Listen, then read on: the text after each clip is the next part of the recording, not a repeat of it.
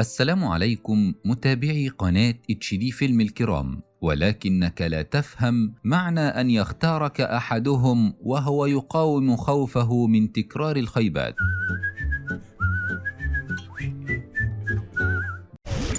ما تنسوش الدعاء لإخواننا اللي تحت الحصار، ربنا يثبتهم وينصرهم ويرحم شهدائهم. بطلة فيلمنا النهارده بيجيلها حالة اكتئاب مزمن بسبب حادث مفجع حصل لها، ومن وقتها بتحس ان اقرب الناس ليها عاوزين يأذوها، فبتقرر تنتقم منهم بأبشع الطرق. وبيبدأ فيلمنا النهارده مع واحدة اسمها أليس بتراقب جارتها وصاحبة عمرها سيلين، وبتشوفها وهي بتركب عربيتها وبتمشي، وبعدها على طول بتجري ناحية بيت سيلين وبتدخله بالمفتاح اللي معاها، وبتقفل الستاير اللي في المطبخ وبتطلع سكينة من الدرج، وشكلها كده ناوية تعمل لها حاجة في البيت، في حين ان سيلين بتبقى رايحة المدرسة علشان تجيب ابنها ماكس وسيو ابن أليس. وبنلاحظ ان ماكس وسيو بيحبوا بعض جدا، وبتطلع العربية بتاعت سيو اللي نسيها عندها في الحديقة وهم بيلعبوا وبتديها له. بعد كده بتاخدهم معاها في العربية، وطول الطريق بيبقوا سعداء جدا وبيغنوا. واول ما بيوصلوا سيلين بتقول لهم يطلعوا يلعبوا في الأوضة، اما هي فبتدخل المطبخ وبتتصدم لما بتشوف الستاير مقفولة، لكنها بتتفاجئ ساعتها ان أليس دخلت البيت وجمعت كل قرايبهم علشان يحتفلوا بعيد ميلادها ويعملوا لها مفاجأة. وقتها سيلين بتبقى مبسوطة جدا